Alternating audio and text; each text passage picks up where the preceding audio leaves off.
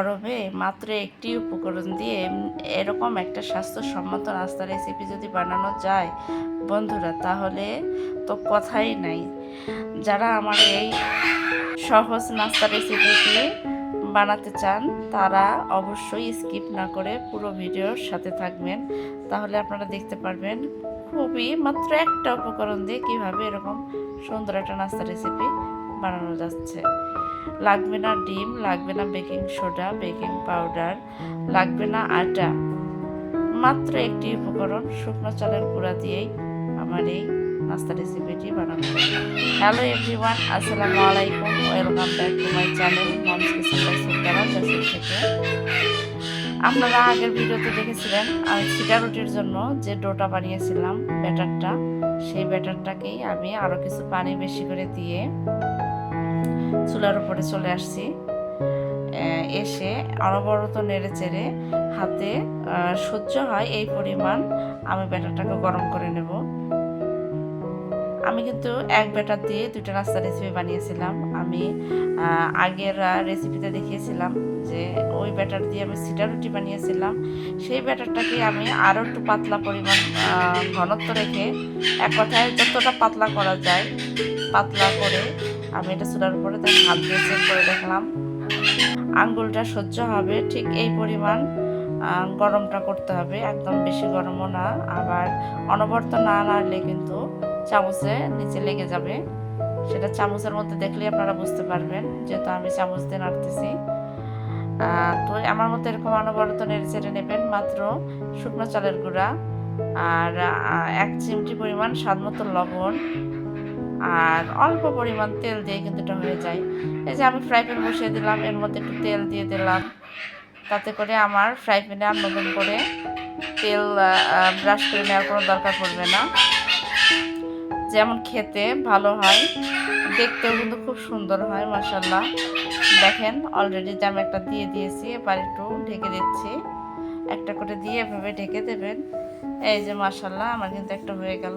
বেশিক্ষণ লাগে না, 1 থেকে 2 মিনিট পর্যন্ত রাখলেই এনাফ। আপনারা যদি চান তাহলে এটা একটু ক্রিস্পি করে ভাজতে পারেন, আবার যদি চান সফট করে ভাজবেন তাহলে একটু সফট করেও ভাজতে পারেন, সেটা একান্তই ব্যক্তিগত ইচ্ছা। আমার এই সহজ নাস্তা রেসিপি আমি আমার প্রিয় দর্শকদের জন্যই শেয়ার করি, যেন খুব অল্প উপকরণ দিয়েই হাতের নাগালে থাকা উপকরণ দিয়ে বানিয়ে খেতে পারে। অনেকে ডিম ব্যবহার করে, অনেক কিছু ব্যবহার করে, আমি কিন্তু কিছু ব্যবহার করি নাই। আমি সহজভাবে দেখানোর চেষ্টা করেছি যেন সবাই বানিয়ে খেতে পারে। এক কথায় কাউকে আয়োজন করে রেসিপিটি বানানোর জন্য বাইরের থেকে কোনো কিছু কিনে আনতে না হয়। দেখেন একে একে আমি কিন্তু ভেজে নিচ্ছি। প্রিয় দর্শক, একটি লাইক দিয়ে পুরো ভিডিওর সাথে থাকবেন। চ্যানেলে নতুন দর্শকরা চ্যানেলটা সাবস্ক্রাইব করে পাশে থাকা বেল বাটনটি অন করে দেবেন। যে কোনো নতুন ভিডিওর নোটিফিকেশন চলে যাবে, আপনারা আপনাদের সময় মতো দেখে নিতে পারবেন। ভিডিওটি যদি ভালো লাগে একটি লাইক ও একটি শেয়ার দিয়ে পাশে থাকবেন। আপনাদের একটি লাইক একটি শেয়ার আমার জন্য অনেক গুরুত্বপূর্ণ, সামনে এগিয়ে যেতে সহায়তা করবে, 8-5 জনের কাছে আমার ভিডিওটি পৌঁছাতে সহায়তা করবে। তাই আমার পাশে থাকবেন একটি লাইক একটি শেয়ার করে।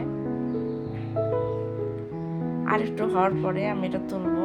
দেখেন এটা হয়ে গেলে বোঝা যায় সাইড থেকে ছেড়ে দেয়। তো আমি একটু ব্যস্ত করতেছিলাম, যেহেতু আমি একসাথে দুটো রেসিপি বানিয়ে নিচ্ছিলাম এক ব্যাটার দিয়েই।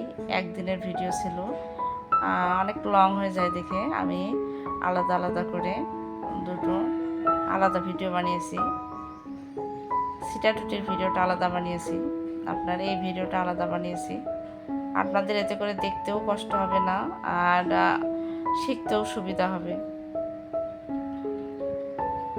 আমি এভাবে সমস্ত পিঠাগুলো বানিয়ে নেব আমার মতো এরকম সহজভাবে। আর কোথাও এরকম সহজ রেসিপি আপনারা দেখতে পাবেন না আমার চ্যানেল ছাড়া। আমি সবসময় চেষ্টা করি সবাই যেন বানিয়ে খেতে পারে এমন রেসিপি শেয়ার করার জন্য। এই যে আমি একে একে যেগুলো বানিয়েছি সব একসাথে করে নিচ্ছি। তো সবাই ভালো থাকবেন, সুস্থ থাকবেন। আবারও নতুন ভিডিওর সাথে, ব্লগ ভিডিও বা রেসিপি ভিডিওর সাথে দেখা হবে। সে পর্যন্ত সকলকে জানাই আল্লাহ হাফেজ।